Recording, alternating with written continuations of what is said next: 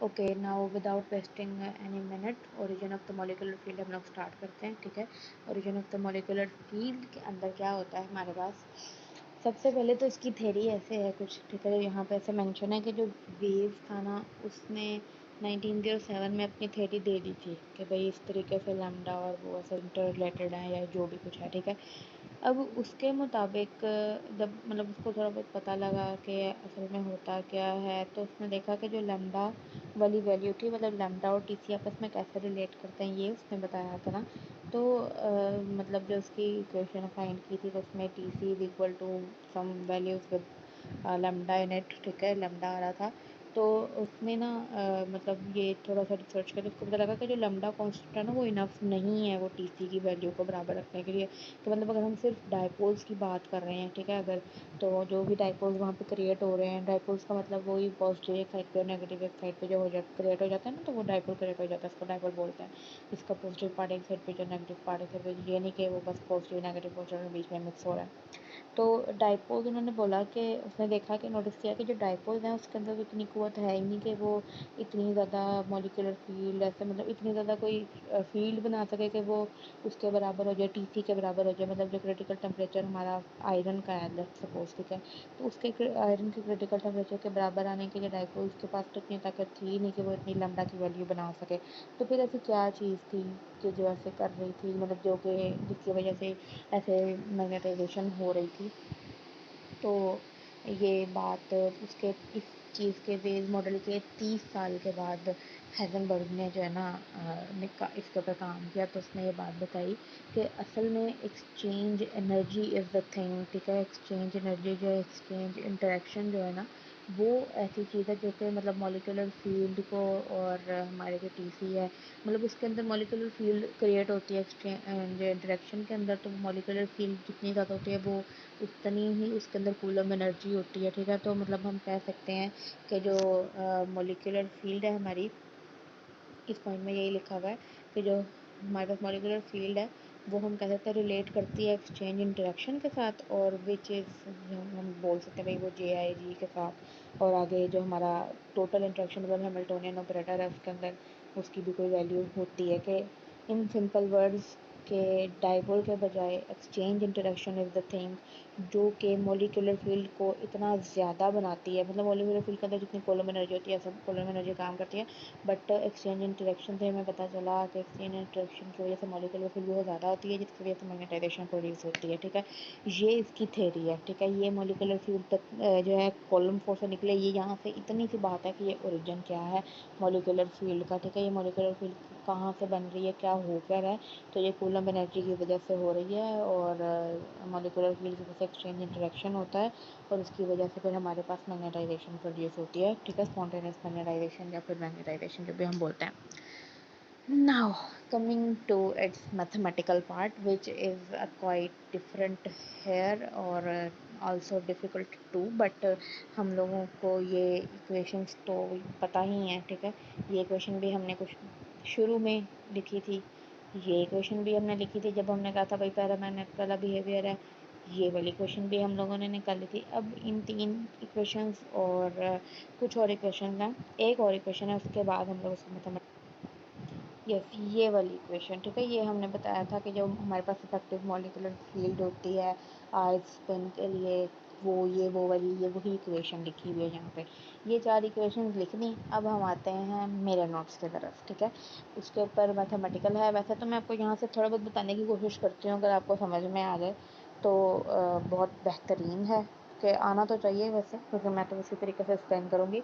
ये यहाँ पर ये जो मॉलिक्यूलर फील्ड है, ठीक है, ये मॉलिक्यूलर फील्ड यहाँ पर ये 2z कहाँ से आया, js क्या है, g म्यू भी क्या है, और एकदम से यहाँ से लैम्डा की वही चलो भाई m तो हमने यहाँ शिफ्ट कर दिया था, इस वजह से यहाँ पे भी ये लैम्डा की ये वैल्यू निकल आई, ये तो हम कह सकते हैं। ठीक है, आई एग्री। लेकिन इस वैल्यू के अंदर अब ये टू जेड क्या है, जे एस क्या है, अगर आप ये याद कर सकते हैं तो बेहतरीन है, नहीं तो मैं इसकी आपको जो है ना सारा वो बताऊंगी, लाजमी बताऊंगी अभी थोड़ी देर तक। ये लैम्डा की वैल्यू हुई, हमने असल में यहाँ पे फाइंड करनी थी, और इस लैम्डा की वैल्यू के ये मतलब यहाँ से तो ये वैल्यू अखज़ हो गई, लेकिन उसके बाद ये वैल्यू कहाँ से आ गई, ये स्क्वायर कैसे बन गया और क्या हो गया क्या नहीं होगा, इसके लिए वो मैथमेटिकल सुनना बहुत ज़रूरी है जो मैं अब आपको बताने वाली हूँ। देखिए, अब वो चारों इक्वेशन जो थोड़ी देर पहले मैंने अभी आपको बताई थी, वो सारी तो यहाँ पे मैं ऑलरेडी मेंशन कर चुकी हूँ, ठीक है। ये चारों मैंने यहाँ लिख दी हैं, ठीक है। इसके बाद है कि जो मैंने एक्स्ट्रा कह सकते हैं, या फिर कह सकते हैं कि भाई समझने के लिए, कंसेप्ट के लिए हमारे पास ये मैथमेटिकल करना ज़रूरी था, उसको समझने के लिए अब हमने क्या किया। अब देखिए, मैंने बात की थी कि एक्सचेंज इंटरेक्शन की वजह से मॉलिक्यूलर फील्ड में जो वहाँ पे मॉलिक्यूलर फील्ड की वजह से एक्सचेंज इंटरेक्शन हो रहा है, उसकी वजह से मैग्नेटाइजेशन प्रोड्यूस हो रही है, ठीक है। तो यहाँ पर अगर हम एक्सचेंज एनर्जी को यू आई जे से मेंशन कर दें, ठीक है। एक्सचेंज एनर्जी है ना, एक्सचेंज है, इस वजह से आई और जे दोनों आएगा यहाँ पे। अगर एक्सचेंज ना होता तो फिर हम खाली आई, जब हम किसी आई स्पिन की बात कर रहे हो तो तब सिर्फ आई लिखते हैं, लेकिन यहाँ पे हम एक्सचेंज एनर्जी की बात कर रहे हैं तो आई से जे में जो भी एनर्जी एक्सचेंज होगी उसके लिए हम यू आई जे यूज़ कर रहे हैं। और जे एस हम लोग क्या कह रहे हैं, एक्सचेंज इंटेग्रल को, एक्सचेंज इंटेग्रल, ये जे एस यहाँ पे क्यों बोला है भाई, हम आई जे भी तो लिख ही रहे हैं ना, ठीक है। वो उसी के अंदर एक्सचेंज हो रहा है, आई जे में जाए जे में आई, जे आई में या आई जे में, इसी तरीके से आई जे होता रहा ना, तो हमने इसको सीधा सीधा जे एस लिख दिया, ठीक है, कि हमने इसको बोल दिया भाई एक्सचेंज इंटेग्रल है। अब ये देखें, यहाँ पर वो जो इक्वेशन हमारे पास थी मॉलिक्यूलर फील्ड से पहले वाली, उसमें हम लोगों ने ये जे एस जे आई और जे एस भी किया था। मैं यहाँ पर दिखाती हूँ, ये देखें, इसमें समेशन भी है, जे आई जे भी है, ये भी जे आई जे भी है, और एस आई इंटू एस जे भी, यही हमारे पास एक्सचेंज इंटरेक्शन था ना। अगर आपको याद हो तो ये फर्स्ट पार्ट हमारे पास क्या होता है, हाइजेनबर्ग एक्सचेंज इंटरेक्शन, और सेकंड पार्ट हमारे पास Zeeman energy, Heisenberg exchange energy और जीमन एनर्जी होती है।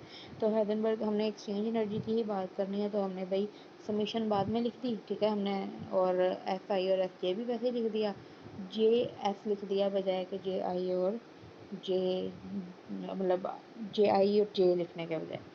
अच्छा, अब हम बात करेंगे कि हम अगर सिर्फ जेड नेबर एटम्स को मद्देनज़र रख रहे हैं, अब ऐसा क्यों कर रहे हैं, ठीक है। इसकी भी एक वजह है कि उन्होंने बोला है कि हम लोग एस एक्स और एस बी की अगर हम एवरेज निकालते हैं, ठीक है, मतलब कि एस एक्स और एस बी जब हम जैसे हमारे पास ये है वाई, और ये हमारे पास एक्स है, और ये हमारे पास जेड है।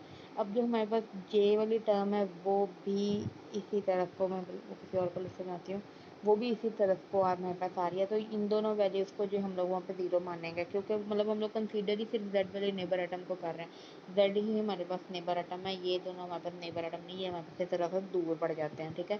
बाकी क्योंकि ये दोनों भी ये जे के परपेंडिकुलर है, एक्स वाला भी और वाई वाला भी ये जे के परपेंडिकुलर है, जो जेड है ये इसके पैरेलल हो जाएगा, ठीक है। तो अच्छा, तो क्या कहते हैं, हमने यहाँ पर ये वैल्यू पुट की है, ये एस आई और एस जे की जगह हम लोगों ने ये पूरा पुट किया है।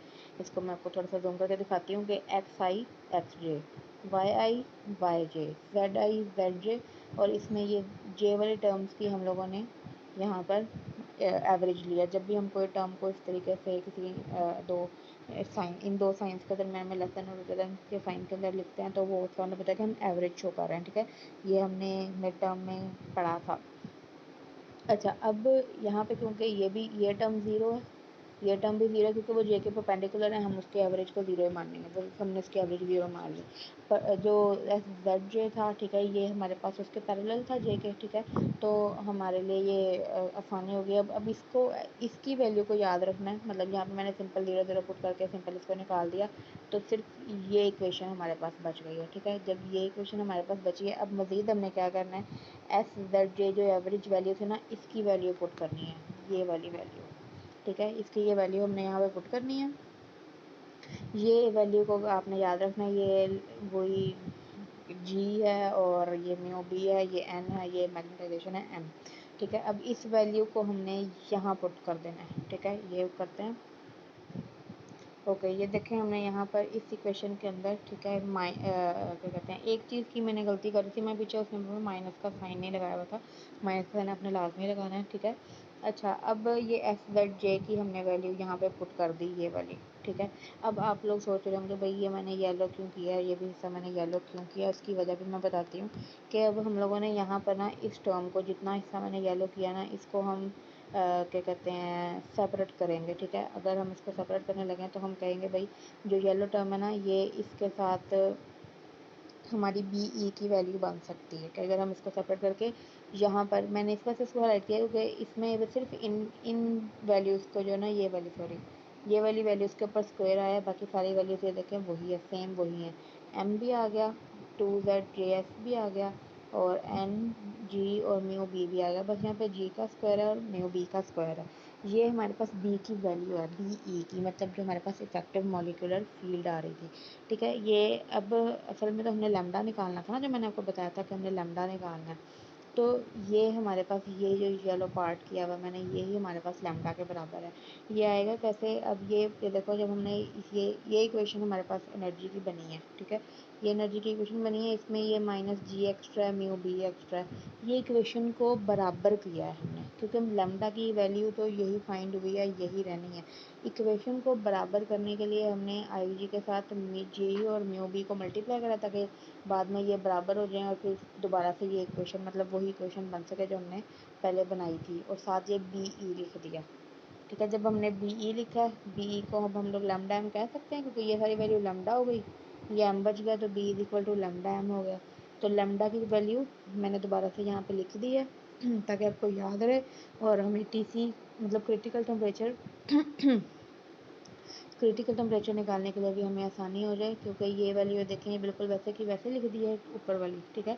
और जो साथ ये टर्म ऐड करनी है ना, ये क्रिटिकल टेम्परेचर को बनाने के लिए ऐड करनी है। आगे भी जब हमने जो काम करना है ना, उसके अंदर भी जब हमने क्रिटिकल टेम्परेचर फाइंड करना है, वो उसके साथ भी यही होगा। उसमें जैसे अब इसमें तो हम सिर्फ एक स्पिन की बात कर रहे हैं ना, कि एक स्पिन जेड नेबर एटम ले लिया, तो उसकी स्पिन जो है उसके जेड नेबर एटम के हिसाब से लैम्डा की ये वैल्यू निकल आई, ठीक है। और उसका क्रिटिकल टेम्परेचर ये निकला है। अब अगर हमारे पास आई और जे, मतलब दो टर्म्स हो गए, ठीक है, दो एक्सचेंज इंटरेक्शन हमने कंप्लीट ले लिया, आई और जे का ले लिया, मतलब हमारे पास एक्सप्लेन करते हैं, मैं वीडियो में नेक्स्ट पोर्शन में, नेक्स्ट पार्ट में इसको एक्सप्लेन करती हूँ।